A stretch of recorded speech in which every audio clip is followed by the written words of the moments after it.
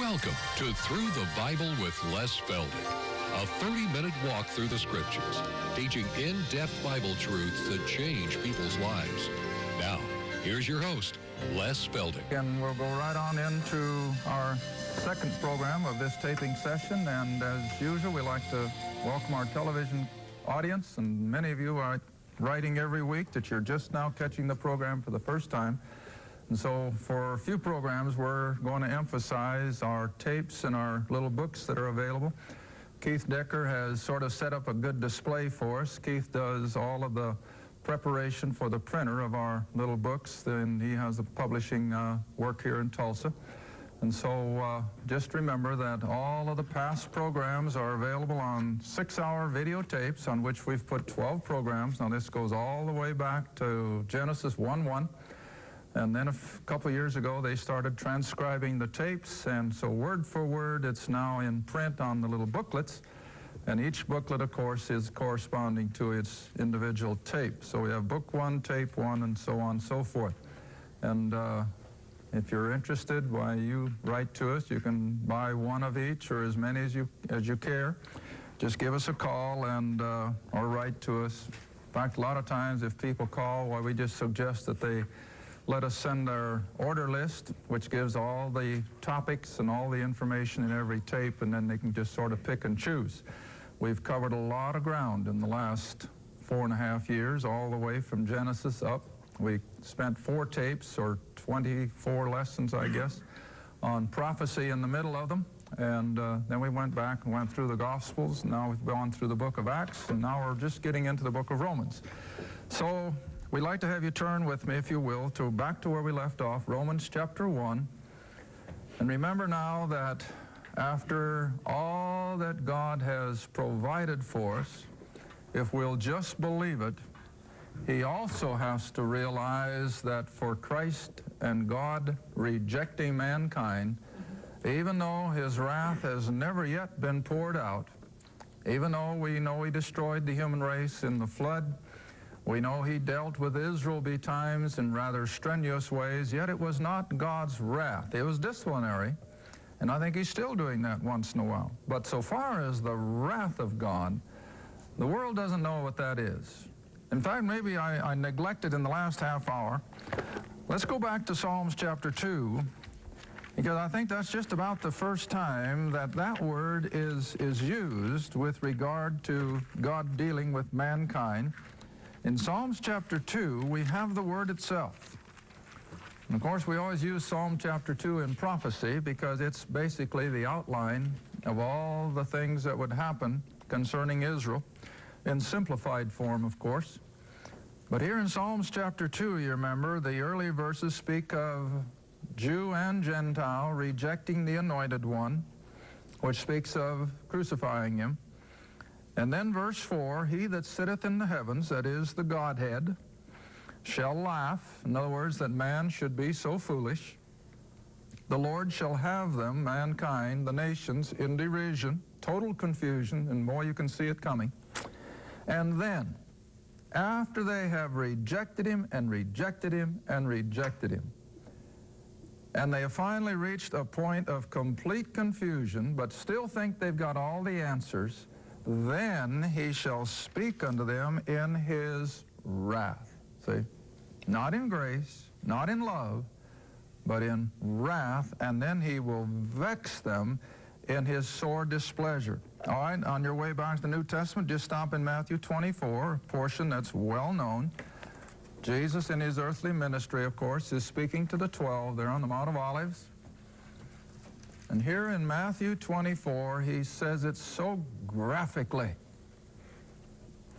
Matthew 24, verse 21. Matthew 24, verse 21. Speaking of that final 7 years of human history. For then shall be great tribulation, such as was not since the world began. Now, I remember years ago when I looked at that, I thought, well, why did he say that when the flood was so catastrophic and so complete in destroying the human race? Well, because the flood wasn't his wrath. As I said in the last half hour, it was actually an act of mercy. They were instantaneously wiped off the face of the earth, and they were gone. But you see, when his wrath is going to be poured out, it's going to be 3.5 years of things beyond human comprehension. That's what's going to be his wrath, and that's what's coming. The world is setting itself up for it. So he says that the great tribulation was such as was not since the beginning of the world to this time, nor ever shall be. All right, now let's just go back to Revelation for just a couple references and see how Revelation speaks of this same period of time. Revelation 6. Revelation 6, and this is only the beginning. Revelation 6, verse 15. And the kings of the earth, the great men, the rich men. You know, I read an article the other day that some of our wealthiest people in America are beginning, I guess, to see the handwriting on the wall, and like rats leaving a sinking ship, you know what they're doing? They're buying up property down in the Caribbean islands. Some of them are buying a whole island, building what they hope will be safe escape for that which is to come. Hey, they can't hide. They are not going to be able to hide. Look what it says. And the kings of the earth, the great men, the rich men, the chief captains, the mighty men, every bondman, every free man, hid themselves in the dens of the rocks of the mountains. And they'll say to the mountains and rocks, fall on us, hide us from the face of him who sitteth on the throne, and from the, what's the next word? The wrath.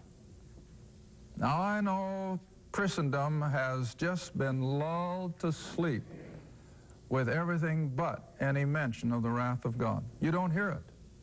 People are afraid to talk about it. They don't want to hear it. But the book says it, that the wrath of God is coming. All right, let's look at another one.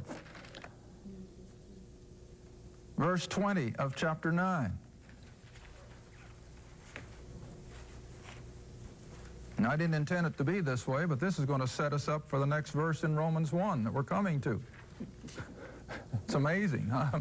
I just told somebody, you know, I don't plan any of this. It just sort of unfolds by itself. But look what it says in Revelation 9, verse 20. After all the death and destruction that has already taken place up to this point in time, the rest of the men who were not killed by these plagues yet repented not of the works of their hands, that they should not worship demons and idols of gold and silver and brass and stone and wood, which can neither see nor hear nor walk. Neither repented they or changed their mind about their murders, their sorceries, which is really drugs, nor their fornication, their gross immorality, nor of their thefts. In spite of all that has already been poured out, they're still not going to change their attitude. All right, let's go on to another one here in Revelation. Chapter 19? No, don't go quite that far. 14. 14. Revelation 14.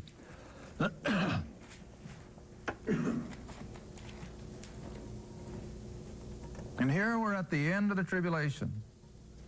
We've had all these horrible, horrible events take place. Things that man has never yet experienced. And now we come to those that are surviving, that are in the armies of the world, all gathered around Jerusalem for that last great battle of Armageddon. And I'm not going to take time. I'd like to read all the way from verse 14, but I won't take the time. But come down to verse 16. He that sat on the cloud thrust in his sickle on the earth, and the earth was reaped. In other words, men, humanity.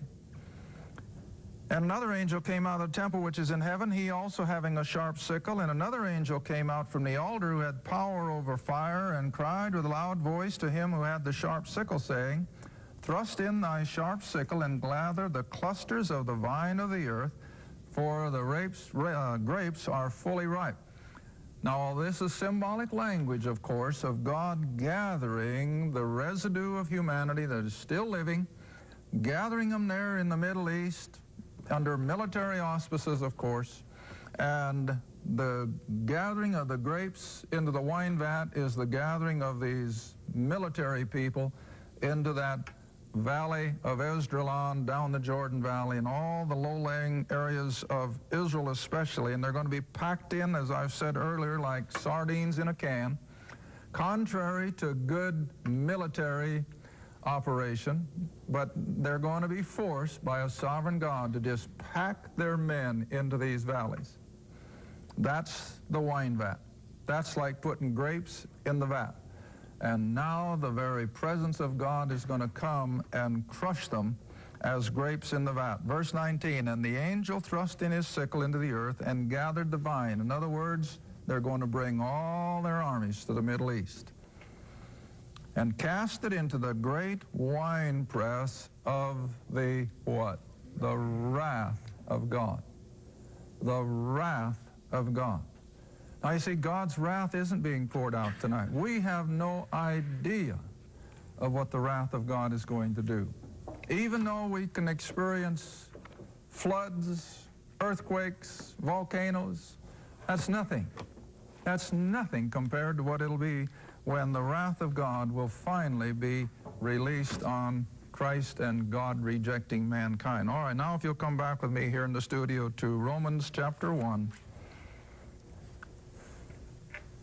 We left off in verse 22, where ungodly men, men without faith, professing themselves to be wise, became fools. And I showed you what a fool was according to Scripture. He's the man or the woman who says no to what God says for us. And that is so typical. You know, whenever I look at verse 22 of Romans 1, I'm always reminded, and I've shared it with my classes for over 20 years, I can't help but always think of the Warren Supreme Court. You remember when the ex-governor of California became the Chief Justice of the Supreme Court? The biggest catastrophe that ever hit the United States of America. Because, see, out of that Warren Supreme Court came so many decisions that just wrecked our Christian fabric. The most notorious one, of course, is giving the criminal more rights than the victim. I don't remember the name of the law, but that came out of the Warren Supreme Court. I think Roe versus Wade, opening the door to abortion, I think it was still part of the Warren Supreme Court. Taking prayer and God out of the schools was all precipitated by the Warren Court. And I always have to think of those so-called brilliant, intellectual, robed men, thinking themselves to be wise, probably with more power than any other group of men in the world. And yet they'll come out with decisions that are as idiotic as a first grader. Why? This verse says it all. They have rejected what God has said. And consequently, they act and they respond as a fool. All right, now verse 23. Becoming fools, saying no to God, they now change the glory of the uncorruptible God, the God who cannot be touched with anything that is less than perfect, and they have changed him into that which is an image made like to corruptible man, to birds, four-footed beasts, and creeping things. Now, I don't know what the Scripture is implying here, but do you see the chronology here is reversed from what it was in creation? In creation, it was first the creeping things, then the four-footed beasts, and then the birds, if I remember correctly, and then man was the last. He was the last one created on Friday, you remember, on the sixth day. But here, in the order of their making images, they come the other way, and they start with making images of a man, and then that doesn't satisfy their craving for something. They begin to make idols then made of birds, and then the four-footed beasts, and then even the reptiles, the lowest of creatures. Now, if you doubt that, all you have to do is think back to when Israel was in Egypt under the pharaohs. everything in Egypt had become a god. The frogs were gods. The flies were gods. The river Nile was a god. And all the way through, in fact, all the plagues that God pushed on Egypt was to show Egypt that their gods were nothing. In fact, they became a plague, but they were their gods. Now, they're changing the glory of the uncorruptible God into these kind of items to be worshipped. I mean, we can't comprehend it. And yet, here we are in 1995 now today, an intellectual, highly technologized man with all of his technology coming back to the same place.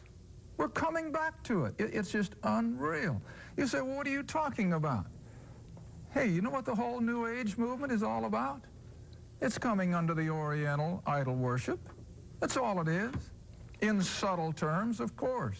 But the whole New Age movement is to bring the world right back under the same idolatry that began where? Tower of Babel. This is when these series of verses really began.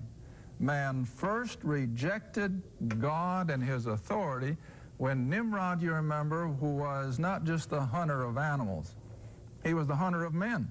And he was the first world's totalitarian despot. And he brought them to the Tower of Babel, not with just the idea of building a building of clay and pitch, but he was setting up a religion. That's what it meant by reaching to heaven. They knew they couldn't build a tower or a Jack's beanstalk or anything else into heaven, but it was going to be a religious system that would usurp the very throne room of heaven. And that is where the beginning of all pagan idolatry lies, the Tower of Babel. And that's where they began to worship then all very... See, no one remember, before the flood, there is never an instance of idolatry. There was no religion of sorts before the flood.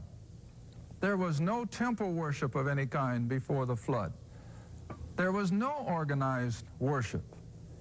But what happened? Man went completely down the tube. He became corrupt. He became violent because there was nothing to control his thinking. So after the flood now then, we have 8 people that have a knowledge of God. Noah and his wife and his 3 sons and their wife. They had a knowledge of God. I think God was in the ark. And yet within 200 years, which was only all, what, a generation or 2? Yet within 200 years, that expanding population coming from those 8 people are now gathered around the Tower of Babel and ready to embrace pagan worship. Isn't it amazing? What are they doing? They're refusing to listen to what God said. And so here's where I think these series of verses now have their beginning. All right, now then, I haven't got much time left again. It's always running away from me. You come down to verse 24. And the word is wherefore. Most of you now know what wherefores do. They point you right back to where you just come from. So as a result of everything we've said now about these last 3 or 4 verses, concerning the fact that they had a knowledge of God, all they had to do was look up into the heavens and they could see the proof of it. They had not only the knowledge of the heavens, but they had begun with Noah and his sons who had a full knowledge of God. And yet within just a couple generations, they are now ready to follow a humanist who is now setting up pagan worship. And they fall for it. Hook, line, and sinker. Why? Because the old human nature is bent to rebel. And as we go through these coming verses, I don't think we'll get very far now in this 30 minutes, but in the next 2 half-hour programs at least, maybe more, I always like to impress upon anybody I teach, don't look down your nose at these people, because but for the grace of God, you and I would be no different. Always remember that. But for the grace of God, you and I would be right in the middle of what's going to be described in these next verses. And that's sobering. And if I have people listening to me who may be in some of these situations, I'm not looking down my nose at them. I know that for the grace of God, I could be where they are. But by the grace of God, they can also be where I am. And that's the beauty of it. All right. Wherefore, God also gave them up to uncleanness. Now, that doesn't sound right, does it? That sounds like a play on words. You think he gave them up to something better. No, he didn't. He gave them up to a lower lifestyle than what they began with.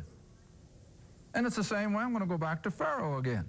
Every time Pharaoh rejected, a plague came that was worse than the one before. So that when it was all finished, his great and mighty Egypt was a shambles. And it was because of his own arrogance.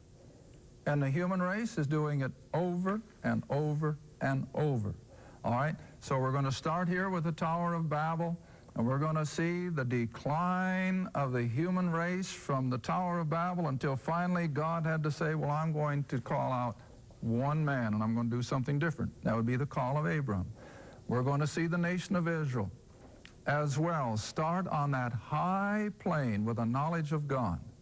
But even that nation, under the very auspices of the Creator God, where'd they go? Down, down, down, down, until finally God would have to say, there's no remedy. There was no remedy because they had gone so far. I think you see the same thing happen periodically in various empires, various nations, where they may begin with a high level of spirituality and knowledge of God, but they degenerate. They degenerate. I think after the Reformation, Europe was aflame with the Word of God. Those great men of the Reformation who literally fill our history books, at least before political correctness took them out, but great men of God covered all of Europe. But what happened? Europe went the same track, down, down, down, until finally I told somebody the other day, they didn't seem to believe me. I said, look, when you go back and you analyze society in Europe prior to World War II, they were as rotten then already as we are today. A lot of people don't realize that. Europe had already become almost destitute of Christianity by the time World War II rolled around. And then I always like to go to the British Empire. Now, a lot of people don't like history as well as I do, but I try to get their interest cultivated. But you see, the British Empire, so great that the sun never set on it. You know what that meant? From Great Britain, you crossed the Atlantic, and they had Canada in their domain. From Canada, before the sun set, Australia was in it. By the time you came away from Australia, you had Singapore and Burma. All of that was part and parcel of the British Empire. They had the whole Middle East under their control. And by that time, of course, you're back home in England. So the sun never set on the British Empire. Great Britain was the author and the beginner of foreign missions. The very first foreign missionary that went to the Orient was William Carey, coming out of England. England was the very hotbed of biblical scholars. But what happened? Down, down, down. And I usually like to give the illustration. I'll probably get some flack on this. Just to show you how far they were slipping and how fast they were slipping, they gave birth to the Beatles. Isn't that right? The Beatles, which I think was the trigger to, again, the destruction of our social fabric. Oh, they created beautiful music. I won't ever take that away from them. But I always have to be reminded, and I think I shared it with one of the class the other night. I remember reading when the Beatles first came to America, and this reporter was interviewing John Lennon. And they asked him, how do you write such beautiful music? And there was. The Beatles came out with some beautiful music. I'll never take that away from them. Well, what do you suppose his response was? He says, I'm inspired. Well, the guy says, no doubt. But he says, what do you mean? He says, I'm inspired by Satan. And that was in a news magazine. I read that with my own eyes. I mean, I'm not pulling that out of the woodwork.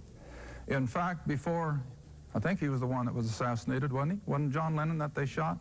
just shortly before that, he was also being interviewed, and he repeated it. He repeated it, that they were inspired by Satan. Well, that's exactly what has happened, see? So Great Britain went from that eminence all the way down to where today, what's Great Britain in the family of nations? A nobody. Their empire is gone. They've been struggling economically and every other which way. Spiritually, they're practically dead. But this has been the track of human race ever since the Tower of Babel. All right. Wherefore, verse 24, God gave them up to uncleanness through the lusts or the desires of their own hearts to dishonor their own bodies between themselves.